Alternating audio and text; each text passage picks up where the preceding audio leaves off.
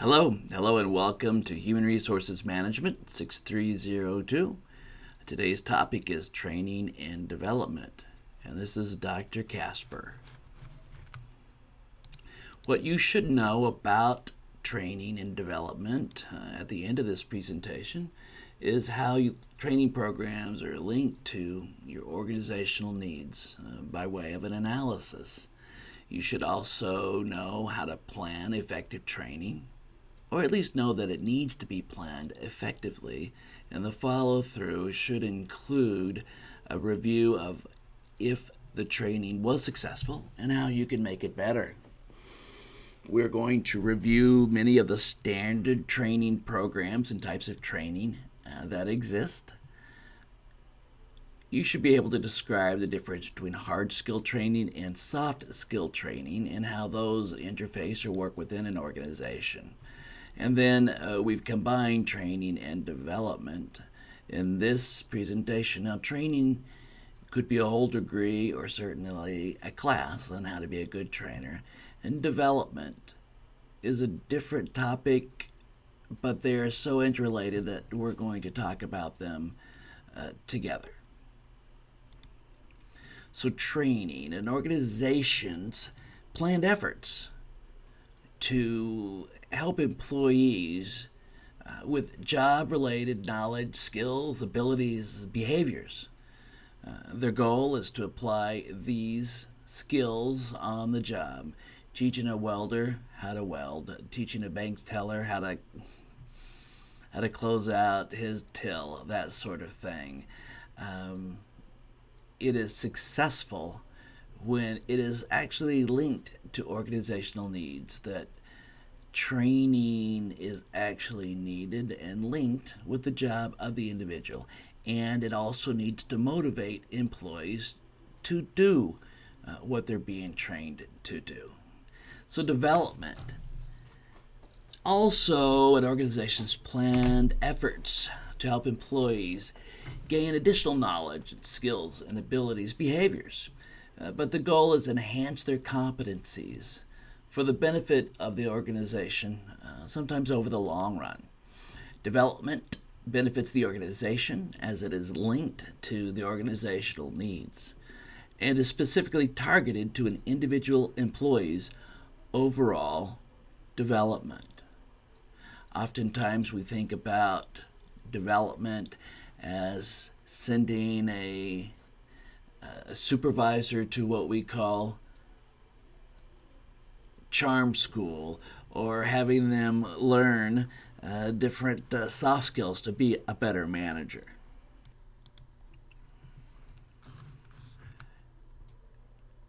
Development can be given or received on the job,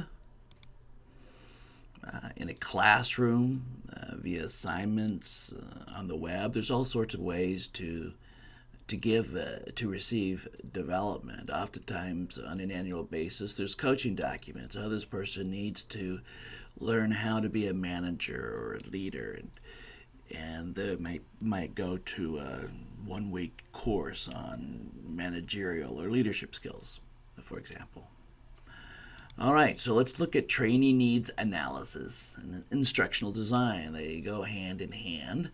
So first, you look at the job analysis, going back to job analysis from a previous presentation.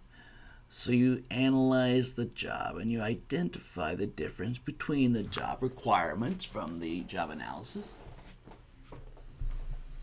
and you look at any future changes that need to be made to perform the job in the organization. In instructional design, that's the needs analysis part. So the instructional design, so you take that need, you take the difference between where the employee is and where they need to be, and determine the best method to train, to develop your employee.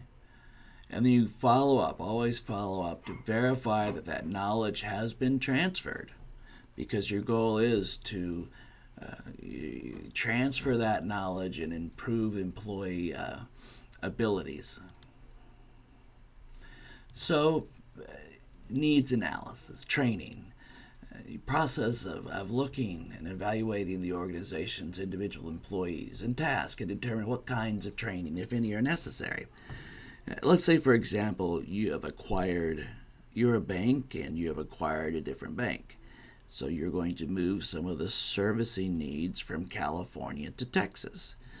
So that's an obvious need for the Texas service center individuals to be trained on the systems of the bank that was transferred or that they merged with, acquired, so that they can handle questions and deal with customers from the acquired company.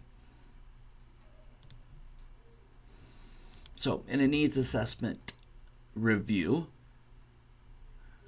you look at the task. What subject matter, or what subject should the training actually cover? Who needs the training? And in what context the training will occur? All big decisions. So you also need to look at the organizational readiness. You look and see what the organization can handle. Maybe there's no time for the training because there's a crisis going on. You look at the characteristics of the organization and you see, okay, are they ready for more in-depth team building training, or do they just need basic how to, let's just say, how to work the computer training? So you look at the organization, their training needs in light of where the organization's strategy is, where they need to be, where they are and where they need to be. You look at the resources available for training. Where are you going to do the training? If you do simulation on computers, you've got 1,000 phone reps that need training, and you don't have training facilities or rooms with 1,000, but you've got a training room with 10 computers. How are you going to do that and when? And you look at budget and priorities. Training is very expensive, especially when you take people off the line, have to replace them on the line with somebody receiving overtime, and a variety of priorities. You also need to look at management support for the training activities. They should usually be brought in at the beginning of the analysis to see if they really also think that the training is needed, and maybe they believe that it can be done on the job. Oftentimes, however, you need to get the management support for training activity because you have received a mandate from your superiors or higher up in the organization to deliver some sort of training. So let's look, at this point you look at the employee. You do a person analysis. What does each individual need? Maybe some of them need additional knowledge on how to sell. And are they ready for that training? Are they overwhelmed with something else, learning the computer system? Again, we're going to use 3 questions here. Do the deficiency in the performance, if they have a deficiency in the performance, is it a result of their lack of knowledge, or is it a result of their lack of motivation? If somebody's not motivated to do more, to do their job, all the training in the world won't make them change. Take a look at if the individual employee needs training, and are they ready for training? Most people will think that that is an easy question. If I tell them they're going to be ready for training, then they will be ready for training. But that's not exactly true, and especially in today's working environment. Task analysis. So you identify and analyze the tasks that need to be trained. What is it that we want to, what knowledge do we want to transfer to our employees? So to do that, you carry out a task analysis. What about the job equipment and environment? Can your computer systems handle the new customer service software that you're bringing in from the California acquisition. How long do you have to train? If you need 40 hours to do the training, but the budget and management is only willing to give you 10 hours, can you figure out how to work within those budgets and time constraints? And that is more often than not the case. Are there any safety considerations that need to be looked at? If you're training how to operate a forklift in the middle of a functioning warehouse, you may have safety issues. And performance standards. At the end of the training, what performance will be expected? Oftentimes you do a 2 or 3 month training with somebody in a very complicated process, computer system. You give them tests along the way that they need to pass.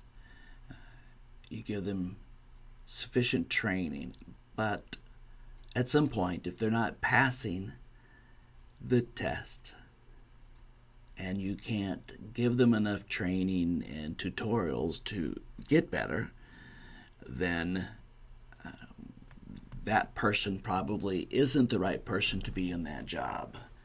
Many types of training, especially when you're looking at insurance products or stock products, have to meet certain levels of standards and understanding of laws before they will be allowed even to do the job. They need to receive different licenses and certifications. So there may be internal standards and external standards that have to be met. Here's an example of a task analysis process, a questionnaire, piece of paper. Anybody could write it that says, okay, this is what we need the electrical maintenance worker to know how to do. Replace a light bulb. Okay. So how often do they do that? 5 times. 5, that's often. Importance. Well, let's say we're in a clean room. It has to be lit brighter than the noonday sun, so it's important. Difficulty. Well, usually that's, let's say, a 1. It's really an easy skill. So the training would be fairly straightforward. Install a new circuit breaker. Frequency of performance. Let's say 1. Maybe once in a lifetime or once every 10 years, we'll say. Importance, extremely high. You can't run your business without a circuit breaker. Difficulty, 5, most difficult.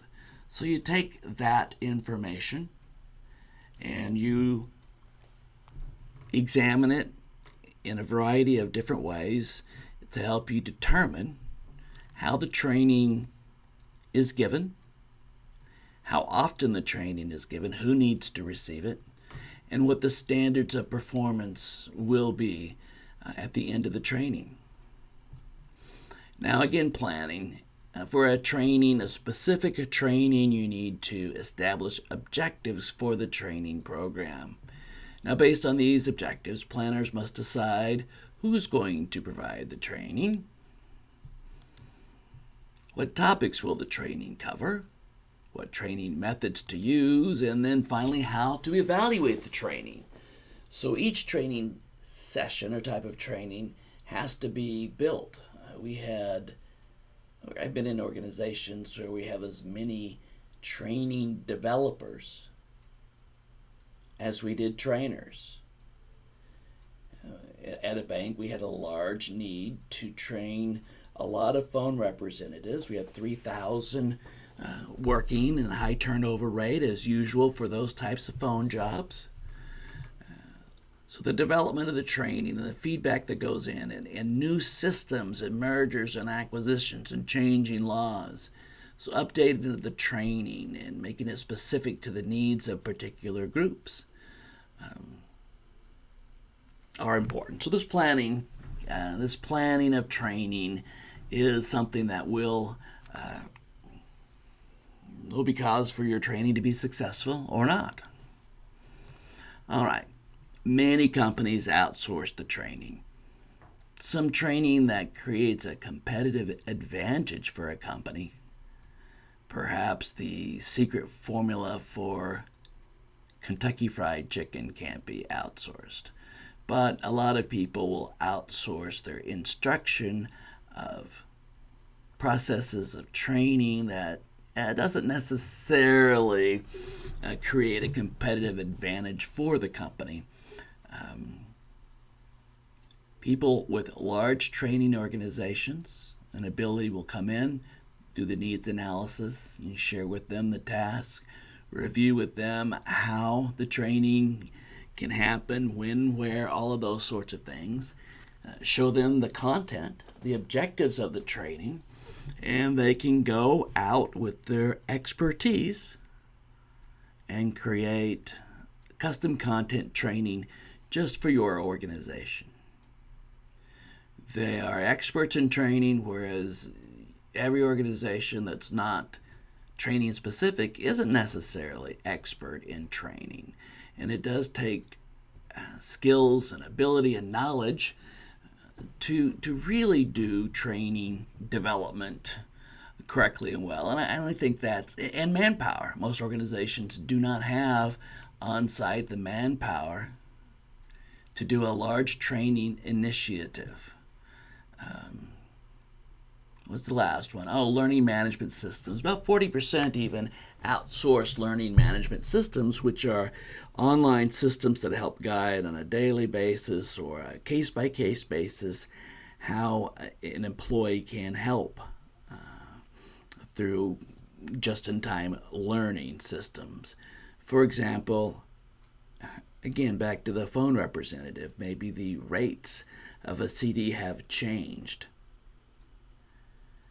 and they need to jump into the learning management system on a daily basis and understand a new product or a change of rates and that sort of thing. Maintenance of these systems can be outsourced to professional trainers, perhaps a professional technologist that can update the learning management system in a more efficient and better way than your organization can, so your organization can focus on its main competitive advantage. So we're going to look at the methods for training now. We'll bounce that in. So we've got methods for training. Classroom. Everybody's familiar with putting people in a classroom and doing training. It's by far the most used method of training. So a lecture from the front of the room is, again, a favorite way of training in that just it's common. It's easier and people understand it. People can go to a classroom, sit, listen to a lecture. It's not necessarily the best way to transfer information, but it's a common way to transfer information. Computer.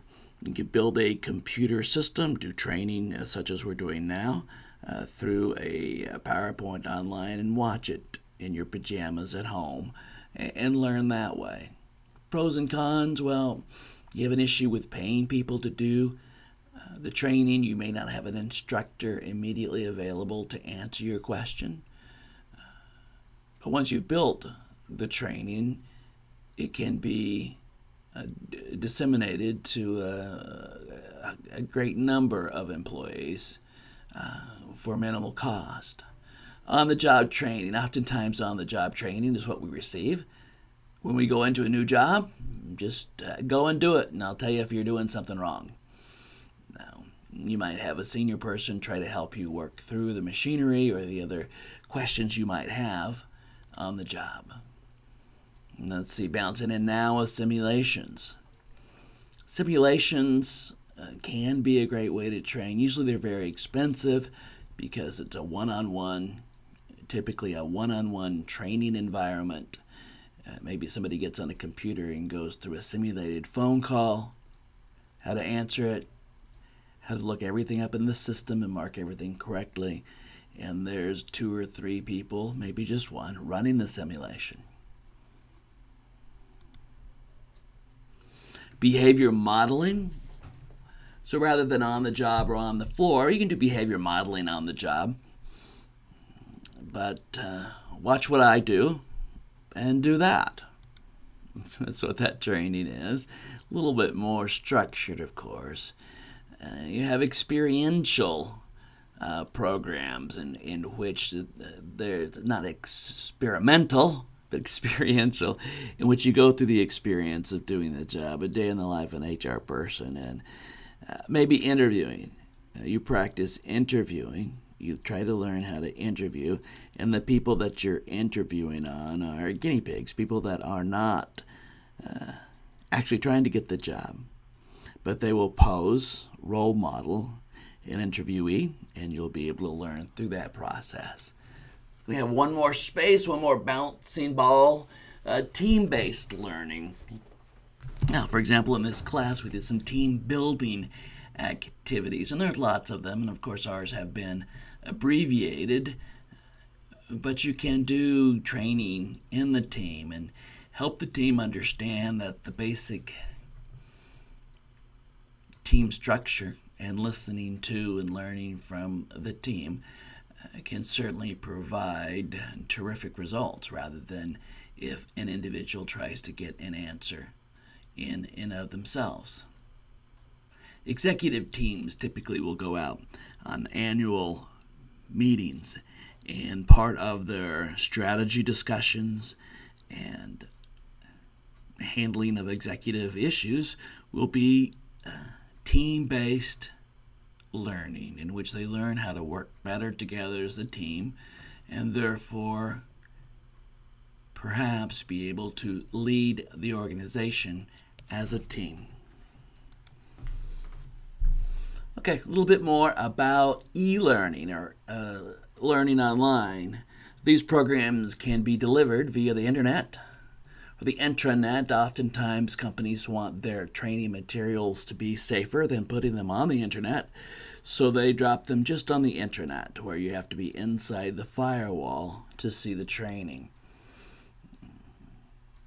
You've got EPSS's electronic performance support systems. They're faster, more relevant than attending classes, even classes offered online. They can be, the GRE, I think, is one, where if you answer a question right, it gives you a harder question. If you answer the question wrong, the next question's an easier question. Trying to assess your learning and your training abilities. And go from there. So it can be real-time training. The screen pops up, and the untrained employee follows a prescribed procedure. For example, it's level 1 tech support. So that bullet should be off to the left there. So real-time training through a system. You have all been in a phone call where you say, oh, my computer won't work. And clearly the person at the other end of the phone call opens up a SOC system, a system of knowledge, and it clicks over to, okay, her system won't work, it won't turn on. And it goes through a list of training ideas, not training ideas, but instructions that you are to follow, as she tells you. She may never, or he may never have heard or been involved in this particular problem. But the system of knowledge will give them a menu to follow, will give them a script that they follow, and then they tell that to you, and you follow it. So a learning management system, again, some of these are certainly interrelated, but a learning management system may be you log on to it every day. When you log on to your system, it takes you through a learning management system, a managed learning process where it tells you what changes may have been made since the last time you logged in. Maybe you haven't logged in for a week because you were on vacation, or maybe it's just been a day. So those are the types of things that a learning management system might require. Maybe you have to read a memo, or go through the training before it will even allow you back online.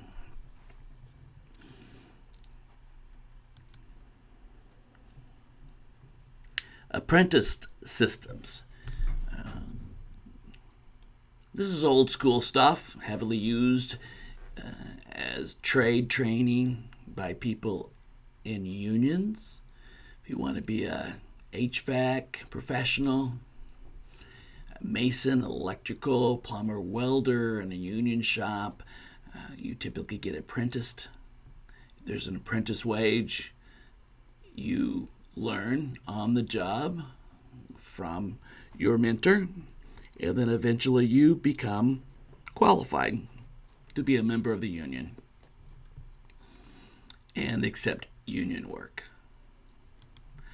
What do we have next? Interns. I think we're all familiar with the doctors. They have to intern into their particular specialty. Let me go to 4 years of medical school and then specialty school, where they are actually interning in a variety of different areas and finalizing with their chosen area of study. Less formalized, but still important, to internships that people such as yourself, students such as yourself, may go through. It's required here at Rowan's management department to go through a internship, a great way to learn about the career that you're getting into. And again, more old school than current, but it still has a great and needed place in our society. And I'm especially excited on the HR perspective that we ask and provide internships, opportunities for internships for all of our HR majors. So, on-the-job training, kind of going back with that, typically not too formalized, just do it, ask if you have questions. There can be more formal programs involved with on-the-job training. There could be lesson plans that you need to go through, checklists, read manuals, progress reports, not just always sitting there and watching, learning, and doing by yourself, but following a certain prescribed process where you have to do other learning as well as get trained on the job. So, in training, there's certain principles of training that we adhere to. Employees are more likely to learn when the training is linked immediately to their current job experience and tasks. I went to a very high-level statistical training last year, and I came out of that 2-day training at Temple with just explosion of knowledge in my head. I understood the process. I was pretty excited about it. A year has gone by, and I don't even remember much about what I learned.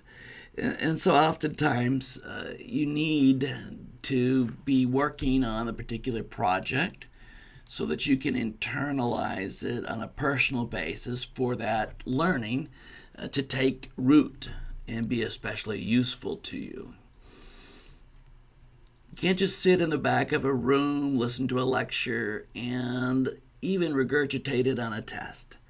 You really need to demonstrate, practice what you have learned, even if it's through different activities or experiential games. Trainees need to understand whether or not they are succeeding. There should be tests along the way.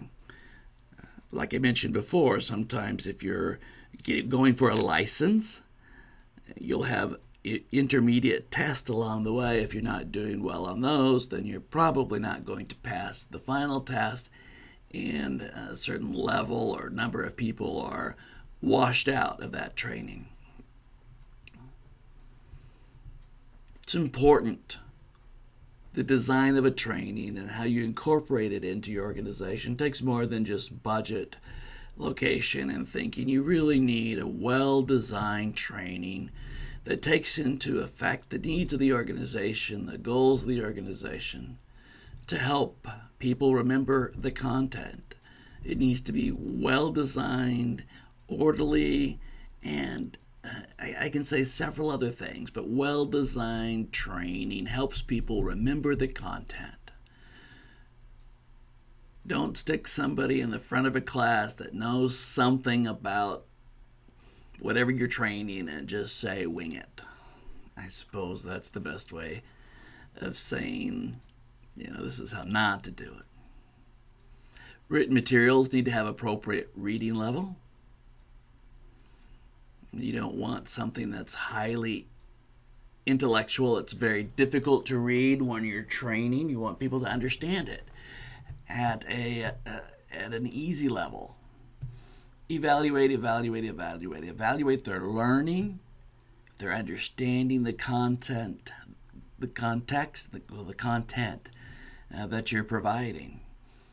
And if you really want to be successful, you may have to do remedial training, after hours training, individual training to help the person come up to speed. So the delivery system needs to enhance the learning, but in our real world, it must also meet the needs of budget, time, priorities against other training, etc. How do you measure training success? Certainly, was it popular? Did people enjoy it? That's what folks usually do. That's where they end it. Did you like the training? Did you like the trainer? But that's not all. Did they transfer their training to the job? Were they able to do the job? Have they acquired new knowledge, skills, and ability? Are they a better manager or a better plumber? Through performance improvements, can you really tell if there's been performance improvements? How are you going to measure that? What's the return on investment for the training? You really need to have an idea as to the cost of the training and what the return on that investment is going to be. So, in human resources, we're typically involved with the following types of training, some regulated by the government, others not. Orientation and onboarding can be given by skilled trainers that help, hard skilled trainers and soft skill that provide a variety of information both about what an individual needs to know to do the job, as well as those other skills such as leadership and teamwork and the culture of the organization. Human resources is usually involved in that training. Safety for a chemicals plant is probably going to have its own safety organization, but perhaps in an office environment it would be human resources. Oftentimes HR is involved in training employees about their benefits programs and plans, about what we call charm school, how to be a better leader, an executive, how to treat employees and motivate employees. When somebody is promoted from a non-exempt to a supervisor, managerial level, training to help them be a better manager, first-time manager, something that typically comes from the HR group. Now let's look at organizational fit. Where does training fit into an organization? Well, sometimes a human resources leader will have reporting to him maybe the compensation group, the generalist group, and the training group, certainly in a functional organization where all the HRs report up into one line. But training is not always part of HR. It could be part of organizational development. If the company has an OD department, which may or may not report into human resources, training may report into operations for the hard skills training. The training individuals need to have to run a reactor. But the developmental training, which charm school, managerial leadership, teamwork, more of the soft skills, may be within the prerogative of HR. Perhaps HR training and operations are all peers within an organization. And training really has no more to do with HR than operations does. Of course, they all work together as a team, but sometimes the organization for training is set up as this diagram shows. So there's a variety of different ways in which training and development may fit into an organization, but it's certainly, as we've described, training to development is a way to use people to create that sustainable, competitive advantage in your corporation by keeping their skills up to date and making them better employees and more skilled at what they're doing. All right, I think that's it for training and development. This has been Dr. Casper. I certainly have enjoyed this presentation, and I hope you've taken something from it as well.